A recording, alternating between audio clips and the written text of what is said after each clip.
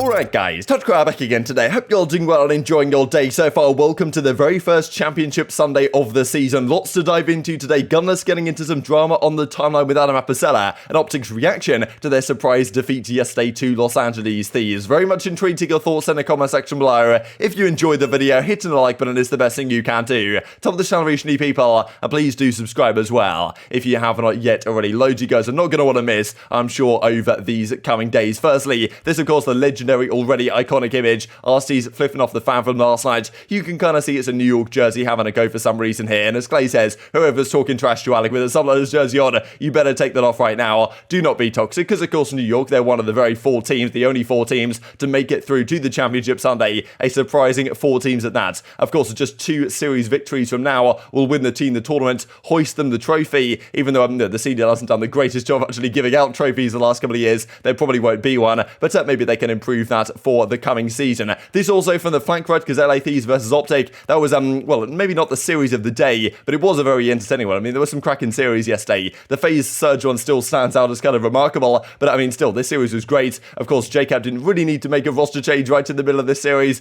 after the control. I guess he might have been considering it, but you know, we know how many changes they made last season. Might not be necessary this year on this form, but of course, things could very much still all change. Very early doors here, and as well, Envoy says, GG's OpTic 1-3-1. Not my best series, proud of the squad. Still somewhat poetic in a way that it was pretty much an Envoy flank, 2 lives in a row on the Tuscan hardpoint to get 3 kills the first life, 2 kills the second life, and that pretty much won them the game right. It's kind of poetic how that worked out in the end for Envoy to kind of get his revenge, and well, of course, the OpTic guys, to some degree, back to the drawing board here, because despite looking so good online and scrims and all this type of stuff, we've heard lots of talk about it, couldn't really turn it into reality at LAN environment, and especially with Octane on the other team as well, which is how things tend to go. Kind of remarkable in a way that all the guys on Los Angeles Thieves at one point or another played for the OpTic brands. Now, Octane and of course Envoy did, while it was kind of OpTic as OpTic with Hex there and Scump there and all that, but you know, even OpTic Gaming Los Angeles, which is technically OpTic, Kenny and Drazah were there as well. Now, all part of the Thieves, and as Octane says, me back on the Thieves versus OpTic, some things never change, right? GG to those guys as always, because of course, well, back in the Black Ops 4 days, 100 Thieves versus OpTic, pretty much Thieves were the bogeyman team for OpTic that entire year. They could not take down Octane and Slasher, and Kenny, of course, when they were part of Thieves during that season, so maybe another, well, fantastically similar rivalry heating up here again. And it was kind of cool, because in a way, like, Seattle beat FaZe, it was like, hey, you know, so Seattle need Octane, Octane leaves, Seattle will get better. So it's nice for Octane to say, look, I'm still here, I'm still a good player, just because I was on Seattle the last couple of years doesn't mean I can't get results in big series like this one. So definitely the OpTic guys had some interesting reaction to it. As Illy says, GG to Los Angeles Thieves, we know what needs to be worked on, back to the lab for the season. I really felt like yesterday, the first couple of maps, they seemed somewhat rattled, like, you know, mentality-wise. When they lost the first map as well, they seemed somewhat shell-shocked in their body language. Wasn't ideal. Reminded me, frankly, quite a lot of the OpTic Chicago team that we saw last year. Now, I mean, look, I think Rambo's going to be a key feature of their team going forwards. I think the mentality, kind of, you know, rebounding, getting them in the right headspace for these games is going to be very key. And, yeah, yesterday they just fell short of what I was expecting of them, frankly, given how they have looked online so far. So this is what Illy has to say. This is also from Shotzi. We will be back in form for the next one. So Shotzi definitely knows what they want to work on. We'll have to look at an article here just now with what Shotzi and Rambo has to say on exactly why they fell short. Scump's opinion is as follows: GG's to Thieves, started slow, they played great. So yes, Thieves definitely played great, all the players did really well, but yeah, it was kind of the slow start from OpTic. Game 1 certainly on the guarantee hardpoint, then game 2 as well. If they don't go down 0-4, they may well win that game 2, give them a much better chance in the series, because reverse sweeping is not easy. One hasn't happened yet this weekend, and of course to get in Vanguard so far, at least on a competitive level in a LAN environment, they will happen eventually, but well, OpTic couldn't quite pull it off yesterday. So I guess Scump thinks without the slow start, things could have been very different indeed. Now, you know, to be fair, all the teams except Toronto that came actually with the bye in winners round 2 lost, right? So pretty much every team, FaZe, Minnesota, and OpTic all lost, having got the bye from their champs placements, which, you know, maybe does indicate, right, that the team that actually got to play in the round before, got a bit of warm-up time on LAN, like, they may have been slightly better prepared, right, for coming into the series straight away. So definitely that could be an element to consider here. But Sean Collins writes an article last night for the Dallas News, believe it's Sean's birthday, today's a happy birthday, and well, Rambo and Shotzi with some thoughts to say on the matter. So firstly, really, this is, well, last year that, of course, being Rambo says to the press, honestly, I think the loss was more positive than negative. Went back to our room, had a healthy discussion, there wasn't down talk, everyone was looking at how we could progress this year. That is something we really didn't have last year, so he reckons the team itself is doing better, at least in positive outlook, than it was. And as Rambo says, also, you know, it was good to get our feet wet, get a feel for the game on LAN, a couple more weeks of prep before the season starts to get where we want to be for stage 1. Much love for the support, all that type of good stuff. This also Shotzi's opinion that I thought was kind of interesting, but Rambo goes on to say, we learned that our playstyle is very aggressive and straightforward. We got caught sprinting a lot today, just playing a bit too fast sometimes when we didn't have to. It's gaining us position and helping us sometimes, it's also hurting us a lot. One thing you can't do in this game is go 4 down in a hardpoint. So yeah, they reckon like often like just over-channeling somewhat, just throwing away lives meaninglessly, especially in certain situations. Like yeah, it's kind of an interesting philosophy on this with the way this game should be played, because some people say just flood,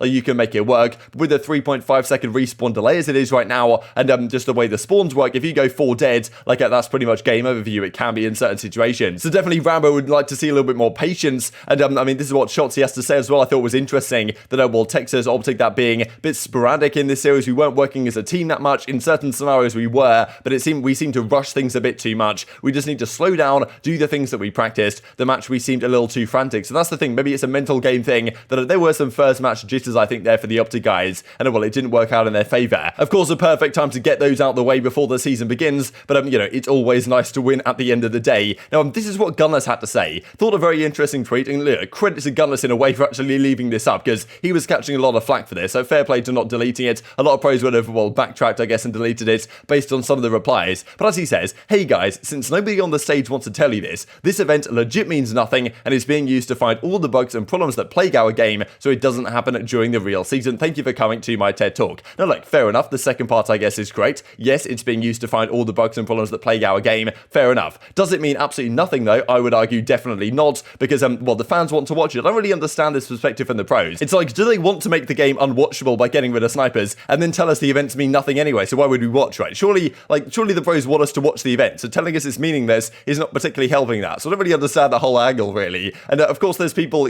spending a lot of time and effort putting this event on and making it as good as, frankly, it has been so far. And just say it means nothing and we shouldn't bother watching, I don't really understand that. Fact of the matter is, there is a very good point to watch. There is some money on the line, 30,000 for the winner, but also we get to see you win a championship, right, for the first time in the season in, frankly, a pretty legitimate environment where, yes, it's single elimination, but realistically, all 12 teams in a venue, this counts way more than some of the homestand tournaments, right, did back in Modern Warfare, I would argue, where there was only 8 teams in attendance. So, yeah, this is what Gunless starts off with. Now, aBeZy, of course, who's now back part of Call of Duty, working with Esports Engine and the league itself now to put on what has been a great event so far, I think. And even though there were some technical difficulties, I imagine things will only continue to improve. I'm sure a lot of Adam's guys haven't really run a COD event for quite some time, but I mean, it's great to see him back in business, because this guy's no BS, right? He'll just say what he thinks on the timeline. And as he says, why tweet this? Your organization, the other teams, the league, a lot of people are working very hard for this event to have a LAN for you guys. This is so counterproductive to building in the right direction, saying it's meaningless. And well, Gunless' perspective is really that people are talking trash on his teammates for going out of the tourney, and that's already like, when you lose the tournament and then you say the event means nothing, people are already going to cloud you for this. That's just how it goes, regardless of who you are. And if you're a pro player in the public scrutiny, sometimes you just get clowned. That's life, I suppose. But as he says, people are literally like, just talking trash at us effectively. I think it's just cause to fire back, no, but that's just me. The fans in question mark, he says, so in response, you destroy the spirit of people working their arse off to actually provide for this event, which, interesting comment, and it was, as Gunless says, no, I'm just telling the truth that this event is being used to fix a lot of problems that our game has, and to tell the fans to enjoy the production that you and the crew is putting on, and not take anything seriously, aka have a good time with it. Instead, people are getting attacked right. His teammates, he reckons, getting attacked for a tournament, which is effectively meaningless. Like, I saw people talk about Asim and stuff, and having underperforming series, but that's how fans are at the end of the day. It is a tournament with a prize pool, like, it obviously matters to some degree. As aBeZy says, don't read Twitter then if you don't want to see the criticism, but don't lash out with something that hurts at what the CDL is trying to build. Fans treat me well when times are good. They tell me they're going to burn my house down when I screw up. Mute and move on, says aBeZy. So a very entertaining exchange, I thought, frankly. And well, I'll just say it's good to see aBeZy back in and around the league. Now, this is what Gunless tweets out after OpTic lose, because of course a fair few people, I guess, were looking at Gunless' tweet saying, you're only saying that because you lost, and if OpTic would have gone to win, then I'm sure the OpTic fans would consider this a more legitimate event win on the whole than if another team goes on to win it, which of course they will, of the 4 teams that remain today. And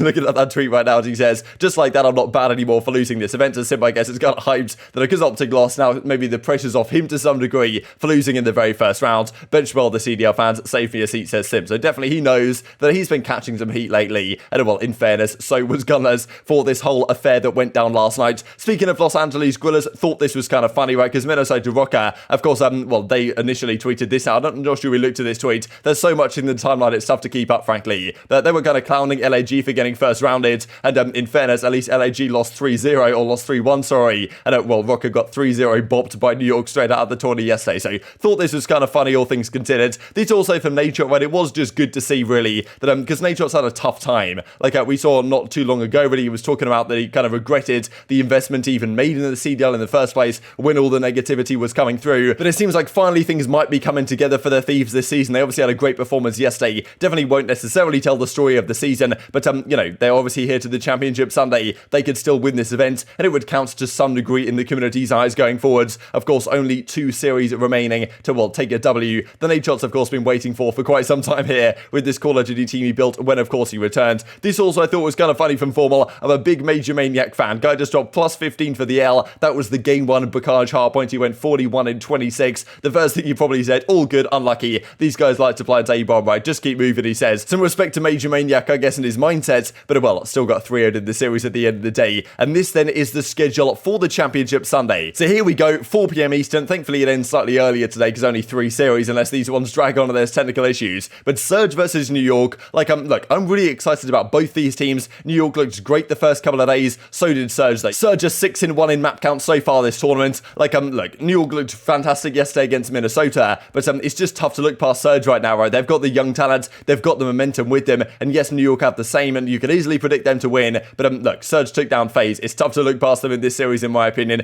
Then Toronto versus Thieves. I think, honestly, on yesterday's form, I may well take the Thieves here, but Toronto are really good in their respawns, might still have some work to do in Search and Destroy, so I think that Thieves, I'd maybe slightly favour them in the Surge, and for that reason, I might take Thieves in the Game 5 here. Then we've got Surge versus Thieves in the Grand Finals. Like, at least, you know, I don't really like to predict things because I always get them wrong. If I'd have tried to predict this entire weekend, it would have been an absolute train wreck. I have a strange feeling that if it is Surge versus Thieves in the Grand Finals, Thieves might find a way through it, at least on yesterday's form. Like, I don't know if kind of the jitters might get to Surge in a Grand Finals more than they did before. Probably not, to be honest. They've probably got over those. But look, it's going to be an exciting day of Call of Duty regardless. Very much intrigued to your thoughts on all this stuff in the comment section below. Hope you guys enjoyed the video. If you did enjoy it, hit on the like button. Tell us the YouTube gods this is a good video, and as like you should see it as well. And help grow the competitive Call of Duty community. Thank you for watching as always. Take care, and I will see you next time.